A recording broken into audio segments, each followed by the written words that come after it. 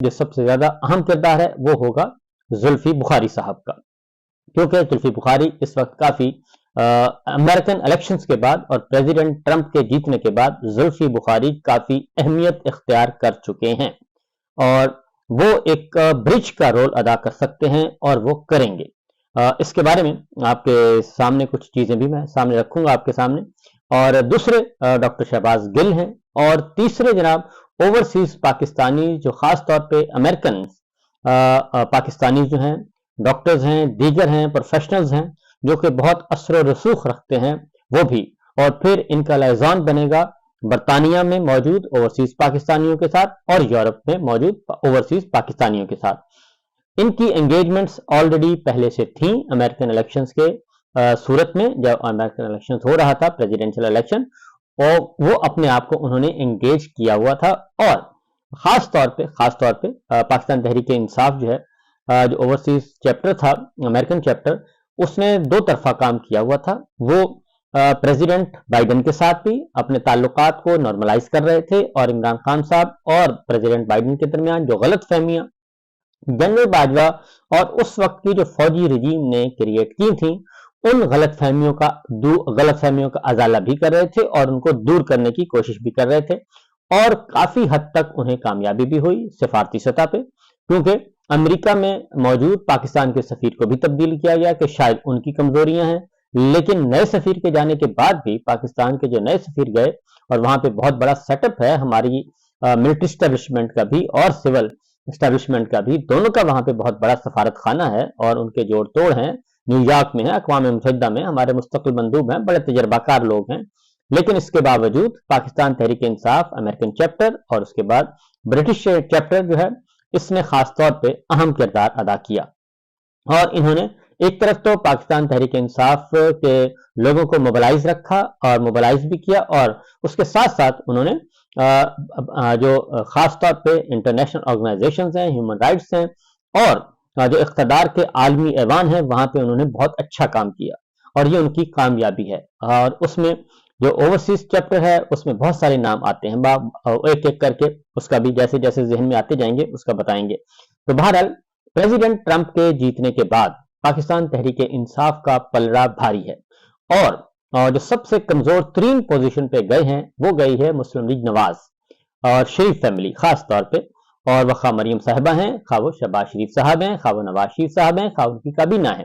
کیونکہ سب سے زیادہ ٹویٹ جو ہیں وہ ڈیلیٹ کر رہے ہیں پاکستان مسلم لیگ نواز کے وزراء اور ان کے رہنما، اور وہ بہت زیادہ ایکسٹریم لیول پہ وہ پریزیڈنٹ ٹرمپ کو برا بھلا کہہ چکے ہیں۔ پہلے تو ابتدائی کوئی 20-22 گھنٹوں میں تو کوئی ان کو سمجھ ہی نہیں آئی تو کریں کیا، اور اب ذرا تھوڑا سا ان کو سنبھلنے کا موقع ملا ہے، لیکن اب بھی افواہ سازی کا عمل زیادہ ہے، وہ رانا ثناء اللہ صاحب ہوں، خواجہ آصف صاحب ہوں، جاوید لطیف صاحب ہوں، احسن اقبال صاحب ہوں، اور یا پھر شہباز شریف صاحب ہوں، مریم صاحبہ ہوں، سب کے سب پریشان ہیں، اور اس سے پہلے ہی ان کو اس بات کا اندازہ ہو گیا تھا کہ ہمارا جو پانسا ہے وہ پلٹنے والا ہے، کیونکہ اسٹیبلشمنٹ ورسز اسٹیبلشمنٹ معاملہ چل رہا تھا، اور کیونکہ یہ سارے کا سارا فارم 47 جو ہے وہ اسٹیبلشمنٹ کی مرہون منت ہے، اور جو اس وقت نظام حکومت چل رہا ہے وہ بھی سارا فارم 47 کا مرہون منت ہے۔ بہت کوششیں کر لی گئیں کنٹرول کرنے کی، لیکن ابھی تک کوئی کامیابی نہیں ہوئی۔ بظاہر آپ کو لگ رہا ہوگا کہ جناب ایک ترمیم کر لی، دوسری کر لی، تیسری کر لی، چوتھی کر لی، ان ترامیم کے نتیجے میں کیا اسٹیبلٹی آئے گی؟ نہیں آئے گی۔ تو بہرحال اس وقت سچویشن یہ رہی کہ ایک تو واشنگٹن میں اور امریکہ میں پاکستانی اوورسیز پاکستانی وہی پاکستان تحریک انصاف کے سرکردہ رہنما موجود ہیں، اور زلفی بخاری صاحب بھی شاید وہیں پہ موجود ہیں، اور ان کی ملاقاتیں بھی چل رہی ہیں، اور ان کے ساتھ ان کی معاونت کر رہے ہیں ڈاکٹر شہباز گل اور دیگر، وہ سب کے سب اپنا کام کر رہے ہیں، اور ملاقاتیں بھی چل رہی ہیں، اور پریزیڈنٹ ٹرمپ کے ساتھ ان کی ٹیم کے ساتھ جو ہیں وہ ان کو بریفنگ بھی دی جا چکی ہے، دی جا رہی ہے، اور اس کا فالو اپ کیا جا رہا ہے، کیونکہ اس بار امریکہ کے الیکشن میں پریزیڈنٹ ٹرمپ کو جتوانے میں پاکستانیوں کا مسلم ووٹ کا بہت بڑا ہاتھ ہے، اور اس کو انہوں نے ریکگنائز بھی کیا ہے، اور یہ نہیں کہ پاسنگ ورڈز کے طور پہ نہیں، بلکہ ان کو بہت اچھی طرح اندازہ ہے، اور ان کے ذہن میں یہ بات بٹھا دی گئی تھی کہ عمران خان اور عمران خان۔ تو بہرحال اس کا نتیجہ मेरा अपना ख्याल है कि उसका नतीजा अच्छा ही निकलेगा। और चूंकि नून लीग बेशक जो मर्जी कहती रहे, राना सनाउल्लाह साहब हैं, ख्वाजा आसिफ साहब हैं, वो जो मर्जी फरमाते रहें, लेकिन हकीकत यह है कि जानने वाले जानते हैं, जो कि बहुत ही अच्छे तरीके से जो एस्टेब्लिशमेंट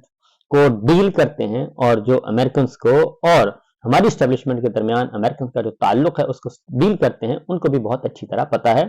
कि हम सारे का सारा अगर हम एक अच्छी खासी हुकूमत जो है उसको गिरा सकते हैं और प्रेसिडेंट बाइडन के एक साइफर के आने पे हम तहबाला कर सकते हैं अपना निज़ाम हुकूमत, तो फिर जनाब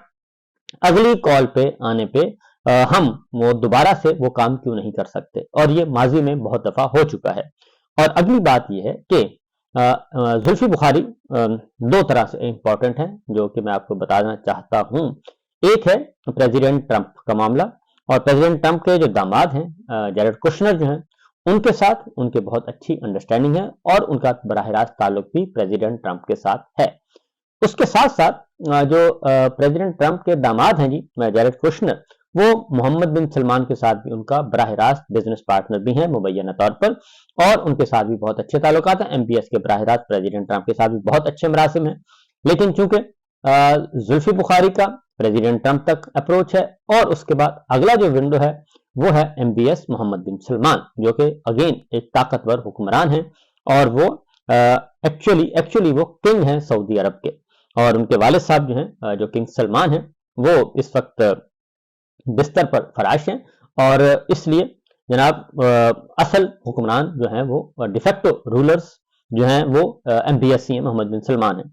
उनके साथ साथ इस तरीके से ये जो लियाज़ान बनेगा, उसके बाद आ जाता है जी जुल्फी बुखारी साहब का जो अगला ताल्लुक है वो आर्मी चीफ जन आसिम मुनीर साहब से भी है, और जन आसिम मुनीर साहब की जो अहलिया हैं उनसे उनकी करीबी अजीजदारी है। चीफ ऑफ आर्मी स्टाफ जन आसिम मुनीर साहब की अहलिया से जुल्फी बुखारी साहब की बहुत करीबी अजीजदारी है, बहुत ही करीबी अजीजदारी है। और वो उन्होंने जुल्फी बुखारी साहब ने जी उनको ये क्रेडिट जाता है कि उनकी मुलाकातें भी रही हैं आर्मी चीफ आसिम मुनीर साहब से। आर्मी चीफ बनने के बाद DGISI के वक्त तो थी ही थी उनकी मुलाकातें,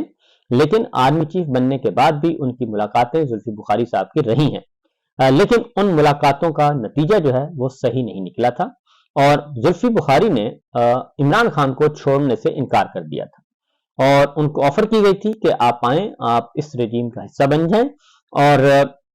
आपको एक अच्छा ओहदा भी मिलेगा और आपको लुक आफ्टर भी किया जाएगा। लेकिन जुल्फी ने यह काम नहीं किया, और वो इमरान खान के साथ खड़े हो गए और वहां से निकलने में भी कामयाब हो गए, और वो अब बाहर अपना काम कर रहे हैं। वो यूएई में भी, और वो सऊदी अरब में भी, और वो अमेरिका में भी, और वो बरतानिया में भी। अच्छा, उन्होंने पिछले दिनों जो ये प्रेसिडेंट ट्रंप के आने से पहले पहले जो इस वक्त एफर्ट्स की गई वो खास तौर पे अमेरिका में, यूरोप, फ्रांस, स्पेन और बरतानिया में, बरतानिया के मुख्तलिफ शहरों में, अमेरिका के मुख्तलिफ शहरों में, तो ये जो एफर्ट्स की गई उसमें जुल्फी बुखारी, डॉक्टर शहबाज गिल और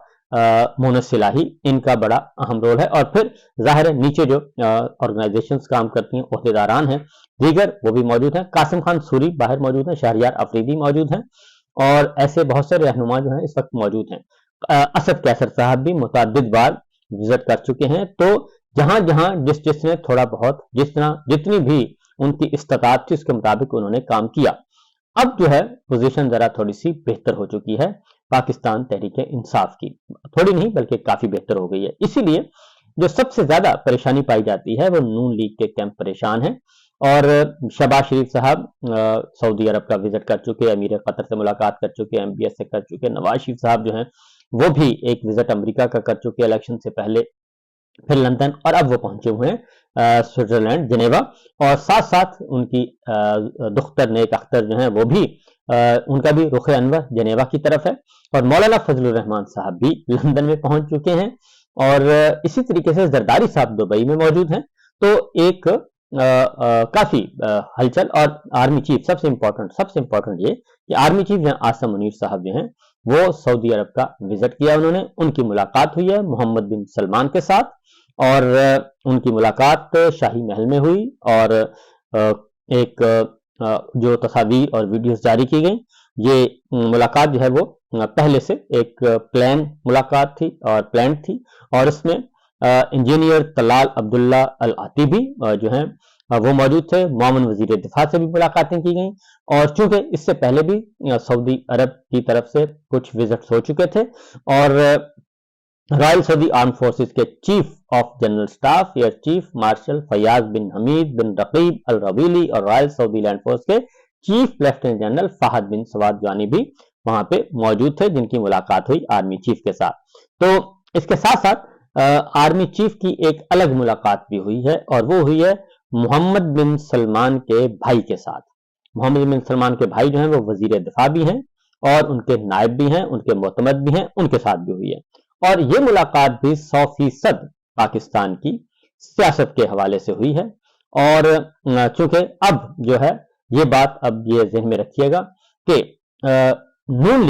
लीग बार बार मैं जो बात कह रहा हूँ, पीपल्स पार्टी जो है वो सरवाइव करेगी, वो स्टेबल रहेगी, और पीपल्स पार्टी भी अब फैसला करेगी आने वाले दिनों में, बल्कि हो सकता है कि उसको फैसला अब करना ही पड़े। और क्या वो जो है वो बी टीम बन के चलेगी नून लीग के साथ, शरीफ खानदान की बी टीम बनेगी, या फिर अपना इंडिपेंडेंटली आगे बढ़ने की कोशिश करेगी। तो ये सारी की सारी चीजें जो है जी इस वक्त टेबल पर आ चुकी हैं, और मामलात उसी तरफ आगे बढ़ने जा रहे हैं।